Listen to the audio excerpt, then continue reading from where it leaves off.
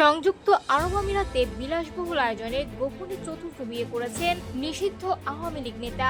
আর সেই খবর প্রকাশ্যে আসতে ফাঁস হতে শুরু করেছে আগের তিন স্ত্রীর সঙ্গে ৩০০ কোটি সোনা ও মূল্যবান সম্পদ নিয়ে তুমুল বিরোধের অভিযোগ। চট্টগ্রাম সিটি কর্পোরেশনের সাবেক প্যানেল মেয়র ও ২৫ নম্বর রামপুরা ওয়ার্ডের সাবেক কাউন্সিলর আব্দুস সবুর লিটনকে ঘিরে আবারও শুরু হয়েছে ব্যাপক আলোচনা।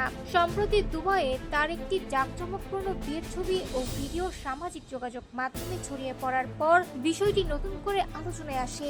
বিভিন্ন সূত্রের দাবি এটি তার চতুর্থ বিয়ে। ছবি ও ভিডিওতে দেখা যায় বরের সাজে শেরওয়ানি পরিহিত লিটন এবং কনের সাজে থাকা এক তরুণীকে কেক কাটতে, ফুল বিনিময় করতে ও একসঙ্গে বিভিন্ন মুহূর্তের ছবি তুলতে।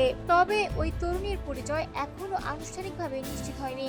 এদিকে এই খবর প্রকাশের পর সামাজিক যোগাযোগ মাধ্যমে নানা ধরনের প্রতিক্রিয়া দেখা গেছে। অনেকে দাবি করছেন দেশের বাইরে অবস্থান করেও তিনি বিলাসবহুল জীবনযাপন করছেন। আবার তার অতীতের বিভিন্ন বিতর্ক নতুন করে সামনে এসেছে। এর আগে ২০০৪ সালে দুই সহোদর বোনকে একসঙ্গে বিয়ে করে সমালোচনার মুখে পড়েছিলেন আব্দুস সবুর লিটন। পরে তাদের একজনকে তালাক দেন বলে বিভিন্ন সূত্রে উল্লেখ রয়েছে। এছাড়া অতীতে অবৈধ সিগারেট ব্যবসা সহ নানা অভিযোগেও তার নাম আলোচনায় আসে।